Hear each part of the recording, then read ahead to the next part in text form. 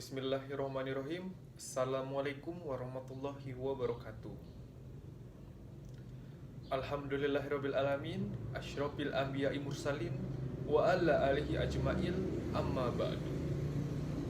Puji syukur kehadiran Allah Subhanahu wa taala, berkat rahmat dan hidayahnya kita diberi kesehatan dan juga dapat melakukan aktivitas seperti biasanya pada hari ini. Salawat serta salam tak lupa kita sanjung agungkan kepada baginda Muhammad Sallallahu Alaihi Wasallam yang telah membawa kita dari zaman jahiliyah menuju zaman terang benderang. Amin. Pada kesempatan kali ini, saya Oria Sapirli, mahasiswa dari UIN Raden Intan Lampung, Fakultas Dakwah dan Ilmu Komunikasi, jurusan Komunikasi Penyiaran Islam dengan NPM 1941010403, di mana pada hari ini saya ingin menyelesaikan salah satu ujian tengah semester saya dari mata kuliah Praktikum Dakwah Lapangan dengan Ibu Zainuri sebagai dosen pengampu. Tema yang akan saya bawakan pada hari ini ialah mengenai kisah Alqomah. Seperti apakah kisah Alqomah ini sendiri? Kapankah kisah ini terjadi? Atau apakah ini pernah terjadi di masa lampau? Ataukah ada pelajaran yang bisa kita ambil dari kisah ini? Baiklah, kalau begitu saya akan langsung memulai menceritakan kisah dari Alqomah itu sendiri. Alqomah adalah seseorang sahabat Nabi yang sangat rajin beribadah, berpuasa, dan juga sedekah. Dia merupakan salah satu sahabat terbaik Nabi.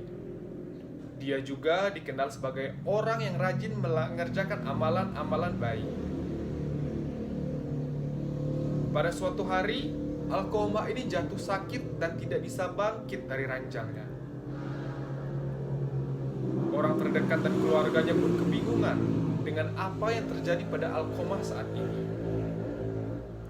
Sang istri yang melihat kondisi Alqomah sedang sakit pun menyuruh utusannya untuk menjumpai Rasulullah. Tidak lama dari itu, utusannya pun sampai ke rumah baginda Rasulullah Muhammad Sallallahu Alaihi Wasallam. Utusannya pun menceritakan mengenai kondisi Alqomah yang sakit berhari-hari dan tidak bisa bangun dari tempat tidurnya. Pada akhirnya, Rasulullah pun mengutus sahabatnya, yaitu Ammar dan Bilal, untuk menjenguk Alqomah dan melihat keadaannya yang sedang sakit pada saat itu. Pada akhirnya pun Bilal dan Ammar sampai ke rumah Alqomah. Dia melihat Alqomah yang kesakitan dan terus meronta-ronta. Salah satu dari kedua tersebut mengajak Alqomah untuk membacakan 2 kalimat syahadat. Tapi pada akhirnya, Alqomah pun tidak bisa mengucapkan kalimat tersebut. Bilal dan Ammar pun kebingungan dengan apa yang terjadi pada Alqomah tersebut, sehingga dia tidak bisa mengikuti ucapan kalimat syahadat. Yang pastinya semua umat muslim dan muslimah bisa dan harus wajib mengucapkan kalimat syahadat tersebut. Ammar dan Bilal pun kembali ke Rasulullah dan menceritakan apa yang terjadi dan apa yang menimpa Alqomah. Musibah yang terjadi pada Alqomah pun didengar oleh Rasulullah. Rasulullah pun menanyakan kepada orang terdekat dari Alqomah. Orang terdekat bisa itu keluarga atau juga bisa itu sahabat atau teman dari Alqomah itu sendiri. Rasulullah pun bertanya, apakah Alqomah masih memiliki kedua orang tua? Orang terdekat itu pun mengatakan bahwa Alqomah masih memiliki seorang ibu yang sudah tua dan juga yang umurnya sudah lanjut, di mana ibu ini juga kondisinya sudah cukup memprihatinkan, di mana dia selalu menggunakan tongkat ketika ingin berjalan pergi. Akhirnya pun Rasulullah menyuruh utusannya untuk menjumpai sang ibu. Rasulullah juga berpesan kepada utusannya, jika sang ibu tidak bisa bertemu dengan Rasulullah dengan keadaan yang seperti itu, maka Rasulullah sendirilah yang akan menuju rumah dari sang ibu. Tak lama kemudian, utusan tersebut pun sampai di rumah sang ibu. Sang utusan pun berkata, "Wahai ibu, Rasulullah Muhammad SAW ingin berbicara denganmu. Apakah kau bisa bertemu dengannya di rumahnya? Jika kondisimu tidak memungkinkan, maka Rasulullah sendiri yang akan menuju rumahmu." Sang ibu pun menjawab, "Aku sendirilah yang akan bertemu dengan Rasulullah. Aku tidak layak untuk dikunjungi Rasulullah, tapi aku harusnya bertemu dan mengunjungi beliau." Akhirnya pun sang ibu bersama dengan utusan baginda pergi menuju rumah baginda Rasulullah. Sang ibu berjalan dengan tongkat kayunya dengan badan yang membungkuk karena usianya juga yang sudah tua pada saat itu. Pada akhirnya pun mereka berdua sampai di rumah Rasulullah. Rasulullah pun bertanya kepada sang ibu, "Terima kasih wahai ibu sudah mau datang ke rumah. Ibu, apakah Alqomah adalah putramu?" Sang ibu pun menjawab, "Benar ya Rasulullah, Alqomah adalah putraku. Dia adalah putra yang baik, rajin beribadah, berpuasa, dan juga bersedekah.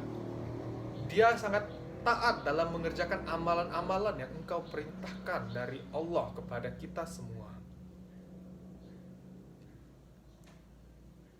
Lalu Rasulullah pun bertanya lagi kepada sang ibu, "Wahai ibu, apakah kau tahu kondisi putramu Alqomah saat ini?" "Tidak wahai Rasulullah." Rasulullah pun memberitahu bahwa Alqomah saat ini sudah sekarat dan sakit-sakitan. Kondisinya sangat menyedihkan, bahkan dia sudah tidak bisa membaca kalimat syahadat. Sang ibu pun kaget akan kondisi tersebut.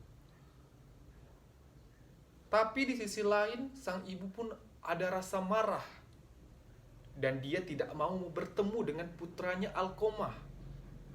Semua orang yang mendengar itu pun termasuk Rasulullah bertanya-tanya kenapa sang ibu tidak mau menemui putra darah dagingnya sendiri. Sang ibu pun menjawab, "Wahai Rasulullah, putraku Alqomah sudah durhaka kepadaku. Dia lebih mementingkan kepentingan istrinya daripada diriku. Dia mengabaikanku, tidak mau bertemu denganku, bahkan menganggapku sudah tidak ada. Dia lebih mementingkan kepentingan istrinya dibandingkan ibu kandungnya sendiri yang melahirkan, menyusui, dan mendidiknya sejauh ini." Semua orang pun kaget akan perkataan tersebut. Akhirnya, baginda Rasulullah pun mengatakan kepada sang ibu, kalau sannya Alqomah saat ini sedang sekarat. Dan juga, bisa saja yang terjadi pada Alqomah saat ini adalah balasan dari sikap durhakanya kepada sang ibu. Mungkin saja, hati ibu yang memaafkan Alqomah bisa meringankan penyakit atau juga bisa membuat Alqomah menjadi sembuh kembali. Alqomah sendiri sudah tidak bisa membacakan kalimat syahadat. Mungkin saja itu adalah salah satu kutukan yang ditimpa Alqomah karena tidak menghormati ibunya atau durhaka kepada ibunya. Bilal dan Ammar pun bertanya kepada sang ibu, "Apakah kau tidak mau memaafkan Alqomah?" Sang ibu pun tidak mau memaafkan Alqomah. Karena sikap ibu yang tidak mau memaafkan Alqomah pun, semua orang terdiam dan bingung akan kejadian tersebut. Tak lama kemudian Rasulullah Muhammad SAW memerintahkan Bilal dan Ammar untuk mengumpulkan kayu bakar. Bilal dan Ammar pun bertanya, "Wahai Rasulullah, untuk apa kayu bakar yang banyak kita kumpulkan?" Rasulullah pun menjawab, "Kayu bakar tersebut akan kita taruh di dekat rumah dari Alqomah, digunakan untuk membakar Alqomah." Sang ibu pun kaget akan perkataan yang dilontarkan Rasulullah. "Wahai Rasulullah, kenapa? Apa yang engkau lakukan? Kenapa kau ingin membakar putraku? Rasulullah pun menjawab, Alqamah akan dibakar dengan api yang menyala-nyala, tapi api tersebut tidak sebanding dengan api yang ada di neraka. Siksaan yang ada di dunia ini tidak ada apa-apanya dengan siksaan yang ada di akhirat. Semua yang terjadi di akhirat tergantung dari perbuatan kita selama di dunia. Lebih baik Alqamah merasakan seperti apa sakitnya di dunia dulu daripada dia menyesal dan merasakan siksaan di akhirat yang luar biasa menyakitkan. Na'udzubillahi min dzalik. Sang ibu pun menangis dan pada akhirnya sang ibu pun berkata, "Wahai Rasulullah, demi langit dan bumi dan semua penduduk isinya, aku memaafkan putraku." Sang ibu pun menangis sambil menundukkan kepalanya dengan menyesal dia memaafkan putranya. Semua orang pun mengucapkan alhamdulillah akan maaf yang diberikan ibunya tersebut. Pada akhirnya Rasulullah memerintahkan Qomar dan Bilal untuk kembali lagi ke rumah Alqamah dan melihat keadaan Alqamah. Apakah Alqamah sudah bisa mengucapkan syahadat? Apakah kondisi Alqamah sudah membaik? Jika benar, maka maaf yang diberikan ibunya itu insya Allah tulus. Tetapi jika memang Alqamah kondisinya masih sama seperti terakhir dilihat, kemungkinan sang ibu belum memaafkan Alqamah secara tulus. Ketika Bilal dan Ammar sampai di depan rumah, mereka berdua mendengarkan sebuah kalimat syahadat, Asyhadu alla ilallah wa asyhadu anna Muhammadar Rasulullah, yang ternyata kalimat syahadat tersebut berasal dari Al-Qamar, dan itu merupakan kata-kata terakhirnya sebelum dia meninggal pada hari itu. Akhirnya Al-Qamar pun menghembuskan napasnya untuk terakhir kalinya, dan baginda Muhammad pun datang untuk melayat kediaman rumah duka. Baginda pun menyuruh keluarga dan orang terdekat Alqamah untuk mengkafani almarhum dan langsung mensolatkannya. Baginda Muhammad SAW pun ikut mensolatkan, dan bahkan baginda pun berdiri di samping makam Alqamah dan berkata bahwasannya amarah dari orang tua adalah amarah dari Allah Subhanahu wa Ta'ala. Durhakanya kepada orang tua adalah durhakanya kepada Allah. Kita sebagai manusia menjalankan amalan, sholat, puasa, membayar zakat, dan juga bersedekah, semua tidak akan ada gunanya jika kita durhaka kepada ibu kita sendiri atau kepada orang tua kita sendiri. Maka dari itu, kita sebagai seorang anak harus berbakti kepada orang tua kita, kepada ayah, kepada ibu, kepada guru-guru kita, dan jika kita sudah menikah, kepada kedua ayah ibu mertua kita. Semoga dari kisah Alqamah ini kita bisa mengambil pembelajaran dan membuat kita lebih berbakti kepada kedua orang tua. Jika memang kedua orang tua kita masih sehat, alangkah baiknya kita tidak menyakitkan hatinya dan berbakti kepada beliau. Atau jika salah satu dari orang tua kita atau kedua orang tua kita sudah berpulang ke rahmatullah, alangkah baiknya kita mengirim Al-Fatihah dan mendoakan semoga almarhum almarhumah berada di tempat terbaik baginda Allah Subhanahu wa Ta'ala. Ini menjadi pelajaran kepada kita semua, terutama anak muda yang disibukkan dengan urusan duniawi. Alangkah baiknya kita menyempatkan diri untuk berkomunikasi kepada kedua orang tua, menjalin silaturahmi yang baik, dan mendahulukan urusan-urusan dari kedua orang tua kita daripada orang lain. Terutama ibu, di mana ibu sudah melahirkan, menyusui, mendidik kita, maka alangkah sebaiknya kita harus hormat dan patuh kepada kedua orang tua kita, khususnya ibu. Dan benar adanya bahwa telapak kaki ibu adalah surga dari anak. Terima kasih. Semoga dari cerita ini yang teman-teman dengar semua bisa menjadi pelajaran bagi kita semua untuk kedepannya jauh lebih baik lagi. Kita sebagai manusia tidak luput dari kesalahan, hilaf.